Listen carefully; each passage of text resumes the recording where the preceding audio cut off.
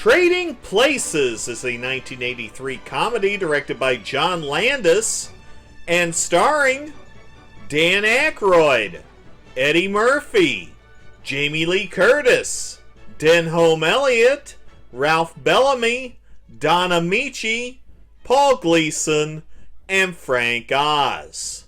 The film opens with Christmas in Philly. Hey, look, a sex show!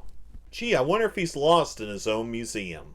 Louis Winthorpe is served breakfast in bed before he begins his day at Duke and Duke. And here they are! Good morning, Mr. Duke. Good morning, Mr. Duke. Good morning, Mr. Duke. Good morning, Mr. Duke. Good morning, Mr. Duke. Good morning, Mr. Duke. Good morning, Mr. Duke. Good morning, Mr. Duke. Ghosted their asses. Hey, is that Crazy Ralph? Louis heads into work and scores some dough. Well, of course, I never had an instant of doubt in my mind, Mortimer. Oh, yes, I'm sure a lot of people went belly up on that one.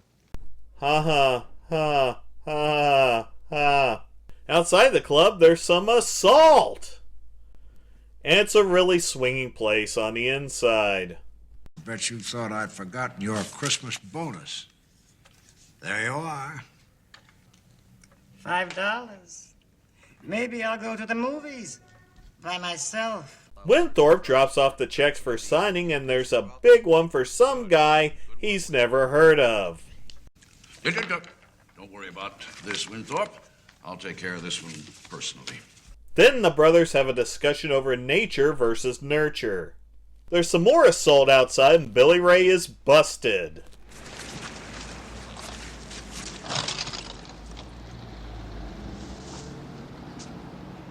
It's a Christmas miracle!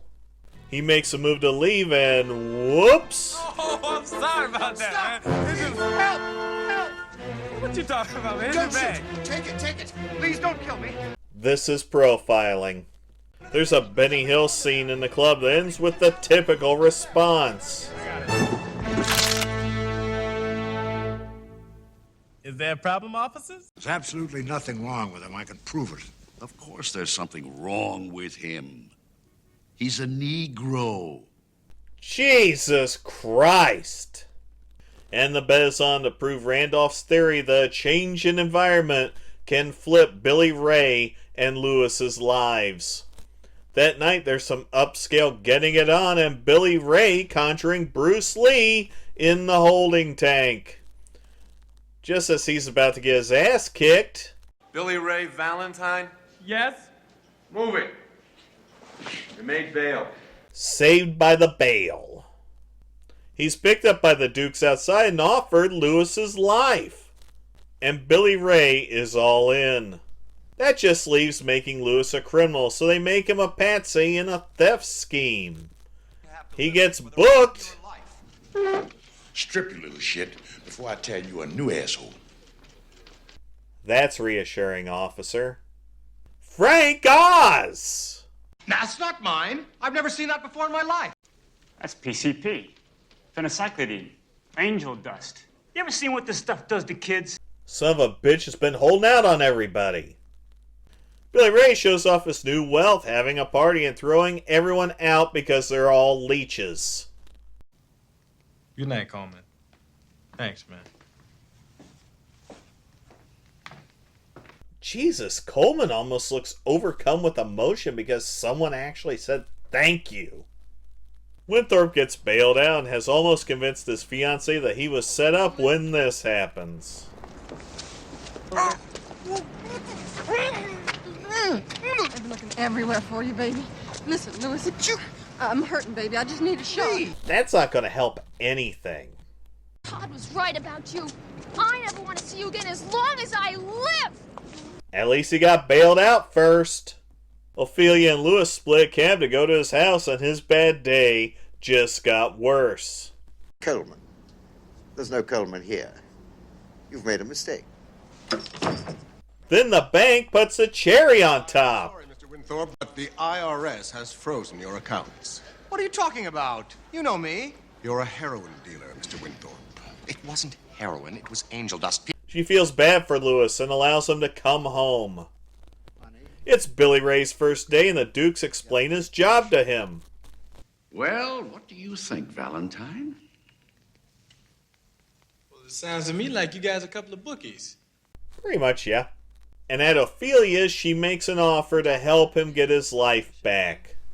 I help you get yourself back on your feet, and you pay me, in cash, 5 figures. That's the deal, and it's not subject to negotiation. Sure. I'll wait till you get to about 64, then I'd buy. You'd have cleared out all the suckers by then. Do you realize how much money he just saved us? Money isn't everything, Randolph. It's beginner's luck. Billy Ray also passes a test put on by Mortimer. Ugh, yuppies. Lewis tries to crowdfund his friends and he's denied. Bo Diddley! How much for the gun? Oh no. This is stalking. It's Christmas Eve and whoa, that's a terrible disguise.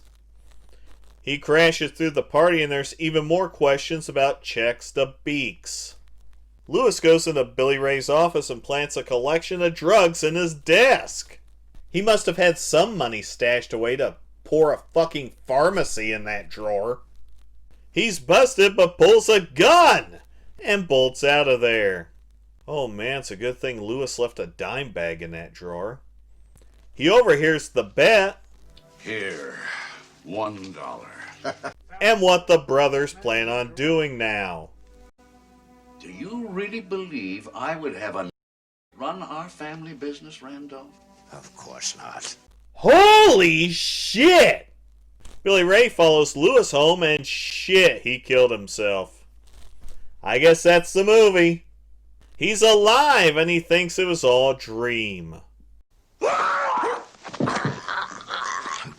It was the Dukes. It was the Dukes. Lewis finds out it was the Dukes and they make a plan to get their revenge.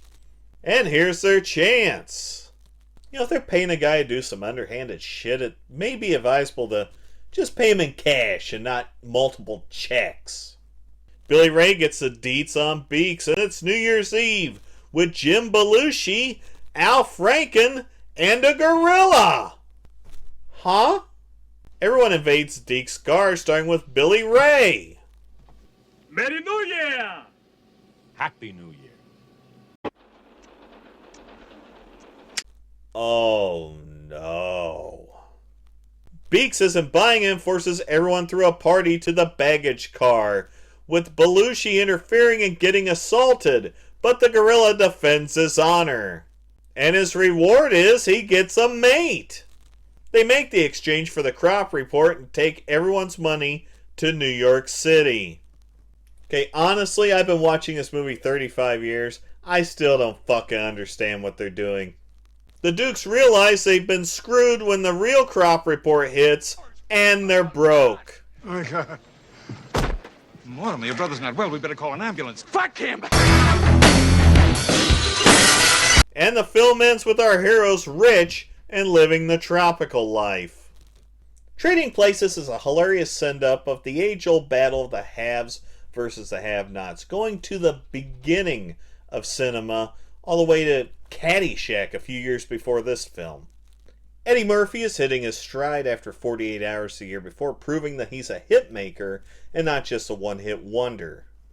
Jamie Lee Curtis continues to bust out of her Scream Queen role, playing a character that's sexy, smart, funny, and the voice of reason throughout this entire film. And being released a month after Dr. Detroit, you could say Dan Aykroyd was really starting to take over the multiplex that summer. It's a great film that's also perfect after-hours holiday viewing.